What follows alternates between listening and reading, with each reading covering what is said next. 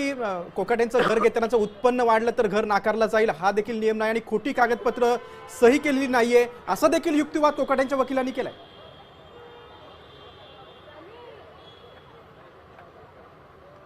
निश्चितच गिरीश, जो काही युक्तिवाद जो आहे तो फसवणुकी किंवा जी काही माहिती प्रॉपर्टी संदर्भात, जी काही संपत्ती संदर्भात जी काही माहिती, उत्पन्न संदर्भात जी काही माहिती देण्यात आलेली आहे त्याच्यावरती जोरदार युक्तिवाद चाललेला होता आणि त्यानंतर कोर्टाने ताशेरे जे आहेत ते ओढलेले आहेत की सगळ्यात महत्त्वाचं म्हणजे कोर्टाने एक मोठी टिप्पणी केलेली आहे की तुम्ही तुमची माहिती जी आहे ती पूर्णपणे ॲफिडेव्हिटमध्ये दिलेली नाही, तुम्ही थोडकी माहिती जी आहे किंवा तुमचं उत्पन्न जे आहे ते थोडकं तुम्ही ॲफिडेव्हिटमध्ये दिलेलं आहे। वडिलोपार्जित जमीन जरी असली तरी त्याचा उल्लेख, ती संपत्ती असते तरी देखील ती ॲफिडेव्हिटमध्ये का नाही, ही मोठी टिप्पणी जी आहे ती कोर्टाने केलेली आहे।